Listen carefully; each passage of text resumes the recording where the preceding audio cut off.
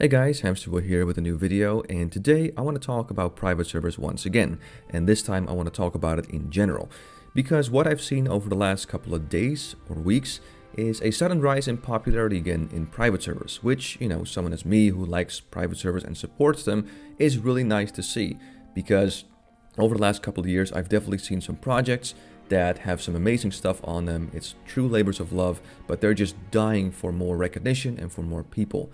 And it's really nice to see that over the last couple of days, we have seen a fair amount of YouTubers cover private servers. It's, the biggest name out there, of course, is Nixium, who started talking about private servers with regards to Turtle WoW. We've seen people like McDoubles talk about Turtle WoW, and of course, Duskhaven, which is really awesome because I love their Vanilla Plus server and it was barely alive. I mean, when I was briefly checking it out, it had like literally 2 or 3 people playing on it, which was absolute shame because the developer Nox put a ton of work into their old server and also into this Vanilla Plus server. And it's really cool to see that private server is now getting a decent population, and I really hope it gets more and more people playing on it because it absolutely deserves it.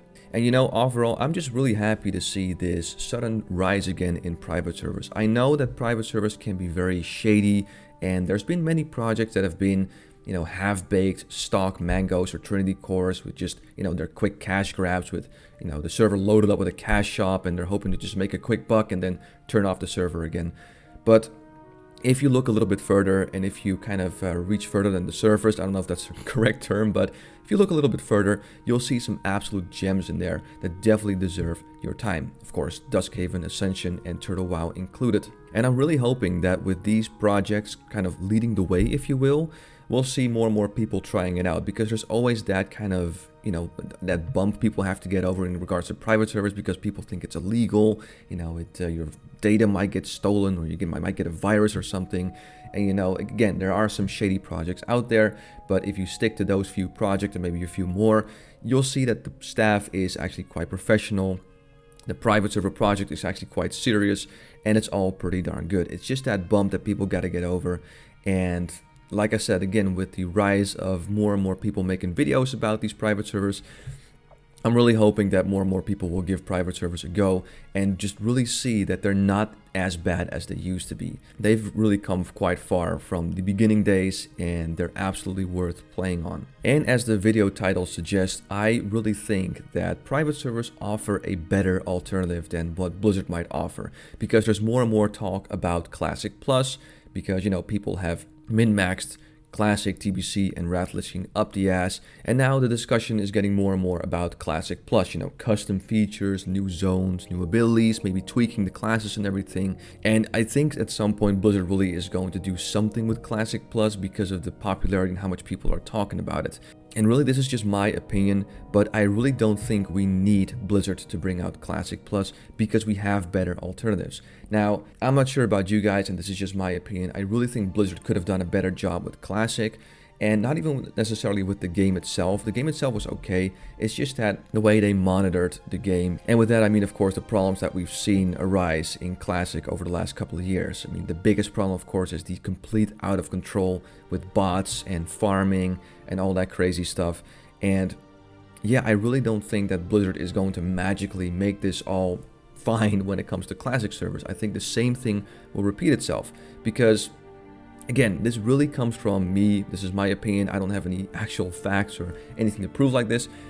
It always felt like Classic was a little bit of an afterthought from Blizzard, because, they were very stubborn. They initially said, you think you do, but you don't, and you really don't want to go back there. We know better, just stick to retail. And it really felt like finally they were like, all right, we're gonna give you your Classic, here you go. And it was, I'm not trying to badmouth the team. I really think the team itself was pretty passionate about it, but I think they never really got the resources allocated to them to really make Classic as good as it could have been. Like I said, we could have had real in-game game masters, we could have had much better bot control and all of that stuff that we just didn't get. There was not enough resources allocated to Classic. And again, I don't think they're going to have a lot of resources when it comes to Classic Plus. I think, it will be a little amount of resources, it will be a small team, and it'll be not enough to really overhaul the world as we've seen in private servers. I mean, if you play through Turtle WoW, it is amazing how much stuff they added. And again, we know from Turtle WoW that it's not there as a quick cash grab. We don't know this from Blizzard. Are they going to release Classic Plus because they're really passionate about Classic Plus, or are they releasing it because they're noticing that there's a more and more demand for it and they're just trying to cash in on the hype? And with Turtle WoW, I'm going to use that as an example, we know that it's not a cash grab. This server has been around since 2018, and for a very long time, they've had a very small population. When it just started, they had literally 20-30 people playing on it. I remember Dodgy Kebab with his private server review about Turtle WoW, and again, it had like maybe 100 people playing on it. And it was years before they actually started getting a decent amount of players on it. And throughout those years, where they had very little population, they still added a ton of stuff. And they added it because they just love the game. They added it because they love adding extra stuff to the game, and they're just passionate about their project. So I really think that Turtle WoW, or a server like Duskhaven or Ascension and a few others, are really worth your time, because I think they've proven to themselves that they are projects that are complete labors of love, and they do it for the love of the game. And sure, maybe for some money as well. I mean, if it's their full-time job hosting the server, of course they want to get paid to pay the bills, but generally speaking, they're doing it because they're passionate about the game. And we don't know this about Blizzard. And again, if you look back at Classic, they don't really have the best track record when it comes to properly moderating the game, if you will, which is a lot better in things like Turtle WoW. So yeah, that's really what I wanted to talk about real quick. I'm really happy to see that the private server scene is getting another rise in popularity. And I really hope it's not just this sudden rise and it will die down again. I mean, we've seen this in the past with some servers like Everlook, where it got a huge amount of traction and it kind of fell off. We've seen it with Darrowshire, got a huge amount of traction and fell off. I really hope that this time, and maybe that's wishful thinking on my end, I hope this time it'll be a slow but steady rise in popularity of private servers, where basically the product will speak for itself. And that was kind of the issue again with Darrowshire or Everlook. The product at the end of the day wasn't really that great. And with Turtle WoW and Duskhaven, the products are actually quite good. So we are in a position where we can see a steady rise in popularity, where people actually stick to the servers and keep playing there, and show that when it comes to custom stuff, when it comes to Vanilla Plus, TBC Plus, Wrathlegion Plus, whatever you want to call it, we already have a better alternative. We have better things to look forward to, and we have things that we can already play right now, as opposed to waiting for Big Daddy Blizzard and Activision to release a Classic Plus and see if that is actually worth playing. We already know that Turtle WoW is worth playing. We know that Duskhaven is worth playing, and I couldn't be happier for them that they're actually getting a decent amount of traction these days. So yeah, there you go. I'm going to be a total shill here. I don't care, because I genuinely love these projects as well.